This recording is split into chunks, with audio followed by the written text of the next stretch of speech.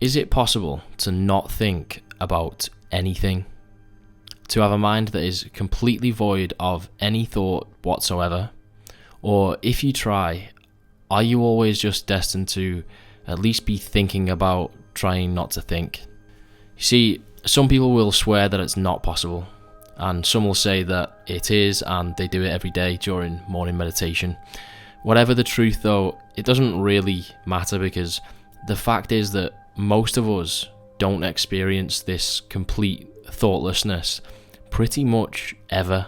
For most of us, there is something going on up there on some level for basically every waking second of our lives, whether it's just the registering of basic sensory perception or a full-blown daydream. And it's not just that we're constantly thinking, but for the most part, that thinking is accompanied by a running commentary that never stops. We're constantly talking to ourselves to the point where we're actually imagining hearing the words of this self-commentary in our own voice, in our heads. And we tend to draw the line at talking to ourselves out loud because, that's quote-unquote weird. There's 7 billion of us walking around narrating our whole lives from birth to death, but if one of us starts doing it out loud, then that's, crossing the line. So if we're all basically thinking all of the time, what then is overthinking?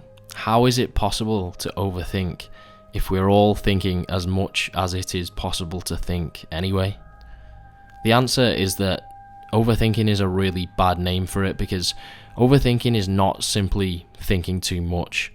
It's more a case of thinking about things in a disproportionate manner, spending longer than you should on certain things, which then take up a lot of your mental energy, and there isn't enough left to focus on the rest of the stuff you need to focus on.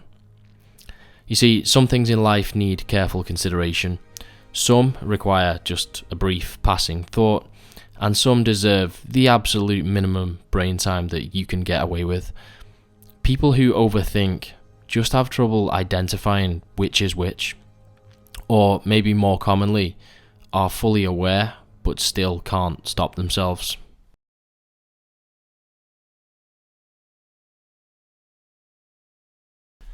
Steve and Dave are both deciding what to have for breakfast. Faced with the choice of Cocoa Pops or Weetabix, Steve thinks about it for a second and he just grabs the Cocoa Pops.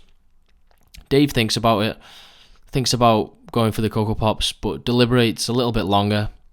He did have Cocoa Pops yesterday, so maybe he should mix it up and go with the Weetabix. But then again, he had the Cocoa Pops yesterday for a reason, because deep down he knows he likes them more. But it's not really just about what he likes more, because Weetabix probably is healthier. He goes for the Weetabix.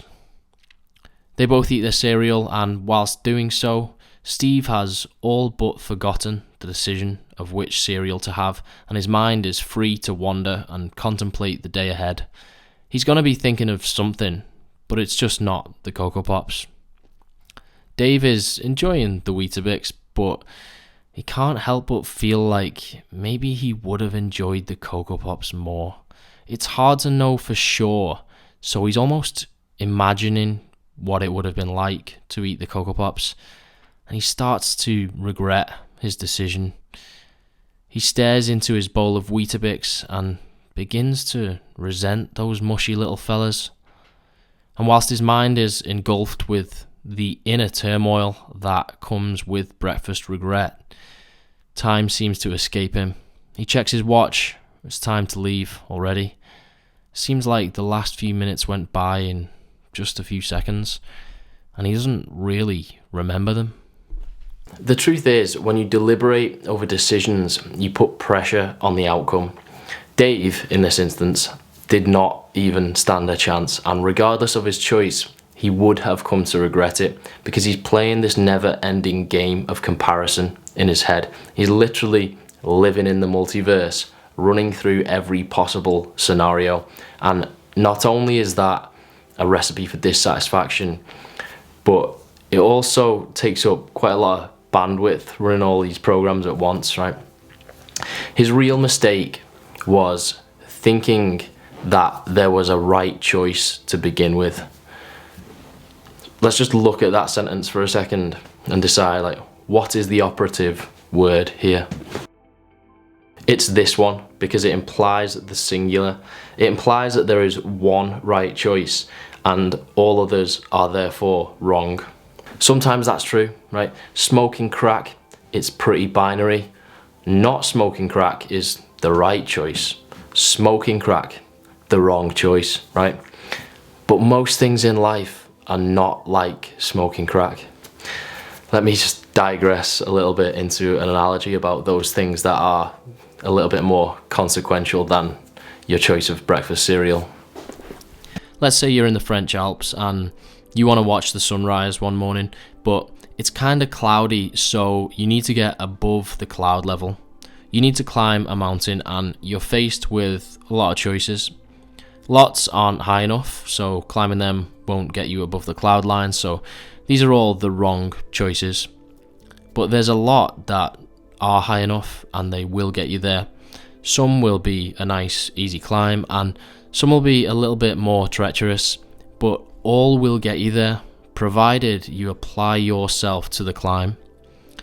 And these represent the plethora of potential right choices, some better than others, but eventually you're still going to be sat at the top of the mountain watching the sunrise, and you probably won't really care if the climb was a little bit more difficult than it had to be. You might even get a better sense of fulfillment from it. So it's less about how you choose and more about how you apply yourself to that choice. So don't try to make the right choice. Just make a choice, then make it right. Make it right by applying yourself to it. We live in a world with just infinite options everywhere you look. It's an obscene level of choice. It's dizzying shit, mate. But what are you gonna do?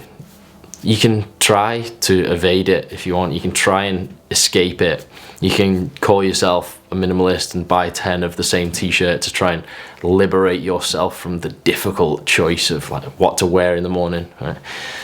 Or you could just close your fucking eyes and pick one, man.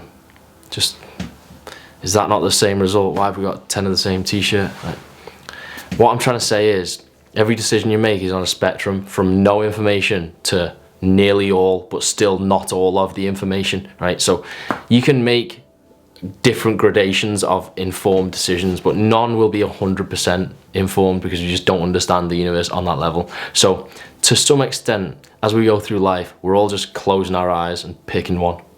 At many forks in the road, I just spin around, get dizzy and walk one way, man. That's how you do it. Obviously some decisions you have got to think about, like, but you know what I'm saying. It's a metaphor, man.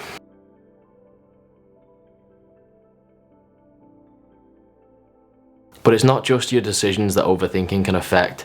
Even things that are already done, things that cannot be changed, can continue to steal your attention from the present. Whether it's reliving an embarrassing moment or wishing you'd done something differently or thinking about something Kevin at work said about you and wondering what he meant by it.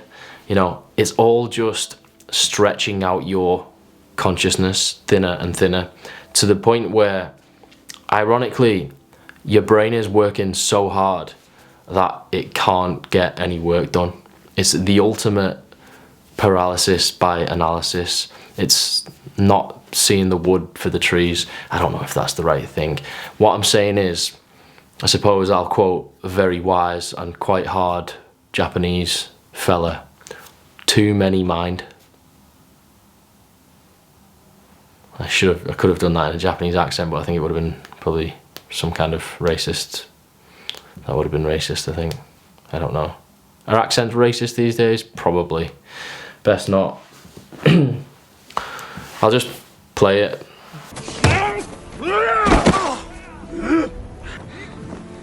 Too many mind? Hi. Mind the sword. Mind the people watch. Mind the enemy. Too many mind. The more concerned you are with what was or what will be, the less you can see what is. The more concerned you are with how you were or how you're going to be, the less you can see how you are. It's kind of a vicious cycle, because if you're thinking about the past, you're doing so in the present, which is soon going to be the past, and then you're going to be dwelling on having wasted it, dwelling on the past. And this is what we call the compound interest effect of overthinking. Well, I mean, nobody really calls it that, I just called it that. Anyway.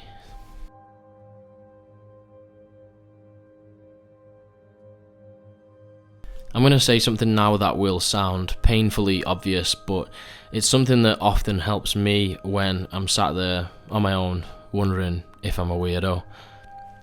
It's only a problem if it's a problem.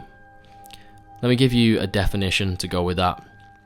A personality disorder is defined as a deeply ingrained pattern of behavior of a specific kind, etc., causing long-term difficulties in personal relationships or in functioning in society.